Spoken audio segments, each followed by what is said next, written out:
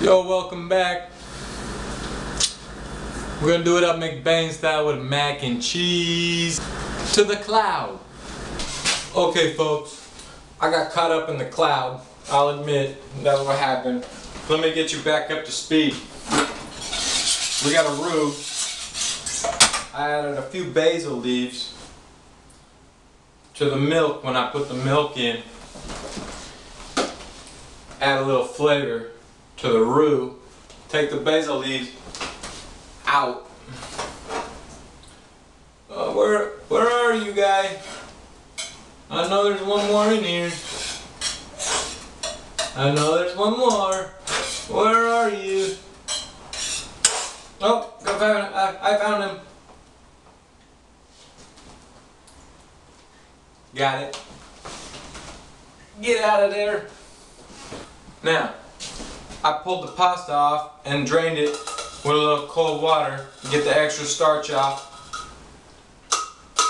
I pulled the pasta about 2 minutes before it was really done because it's going to go in the oven again.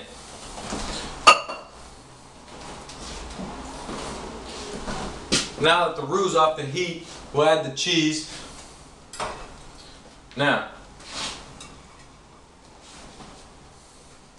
I got about 1.5 cups of cheese. 4 different types. Here we go. Add the cheese to the roux.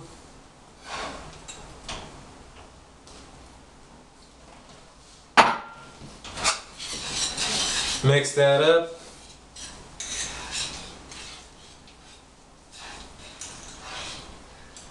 Oh yeah.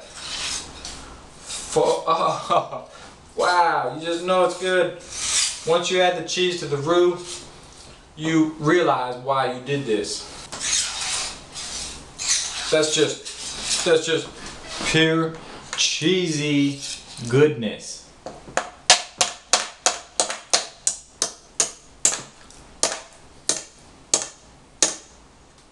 Oh yes.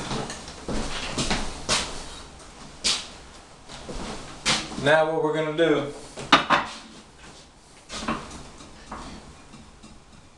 is eat whatever cheese is left in there.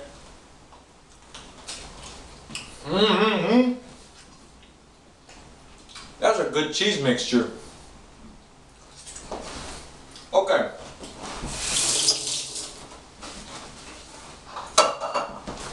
Now we add the pasta, the cheese mixture. Man.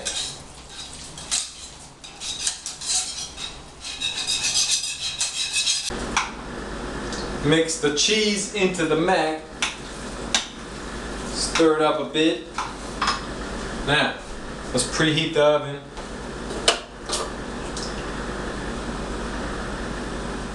Let's go 350. Now what we gotta do is add the other ingredients to the mac and cheese. For instance, the pancetta. Oh yes. Yes. Next, what I'm gonna add is basically at this point you want herbs and spices. You got the meat, you got the pasta, you got the cheese. Herbs and spices is next. Now what I got here is a little herbs Florentine with sal de fleur. I mean, come on now. Just a sprinkle of this and you're done. If you can get some herbs de Providence,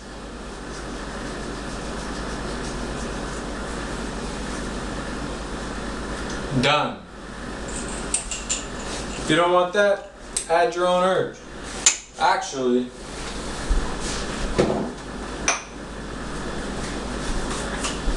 I'm gonna kick it up a notch, Emerald style, with a little cayenne pepper.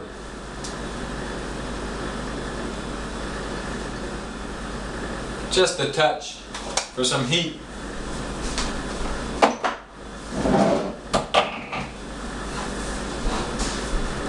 Mix that up.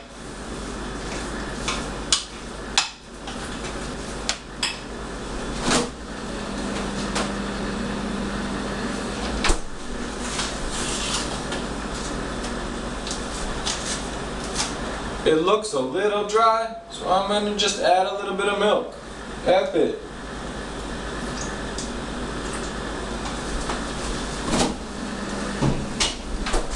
That's cooking. Do what you feel. You could use a glass dish. You could use tin foil.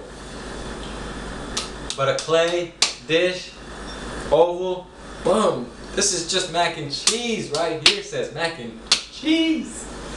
So, let's take our dish, add the mac and cheese. Oh yeah. Now that we got our pasta ready, everything's in the dish, let's add the topping. Let's melt a little butter first. About a tablespoon.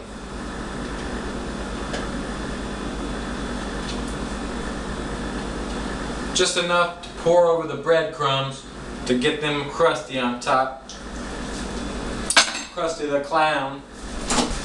Next, let's slice the tomato. Now, on top of the pasta, let's add some diced tomatoes. All over the top of that with the juice. The juice is just going to make it oh so good. Oh yeah, add the juice. Add the juice. Spread those out.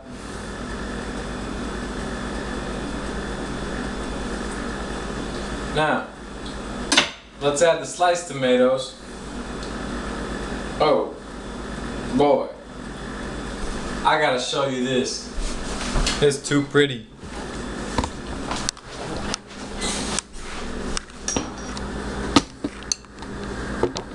Oh, look at that. With the tomatoes. Now, all we need is the breadcrumbs on top of the tomatoes.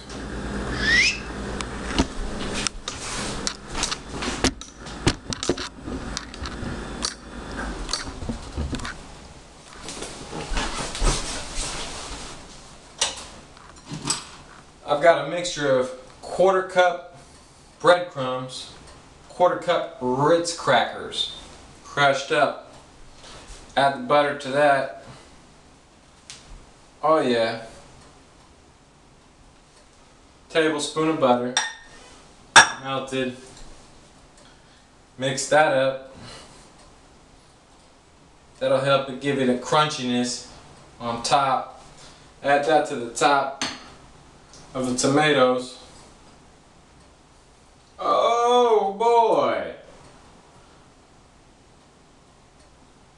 Got to be kidding me. Throw this in the oven for 35 minutes. You tell me this ain't gonna be good. Boom! McBain done it again. Into the oven. Whoo! 35 minutes. Check for brownness and bubbling. To the cloud.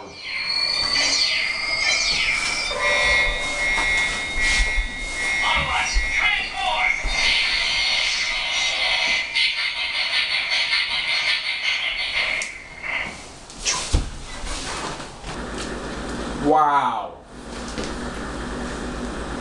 This is the best one yet. I can't tell you.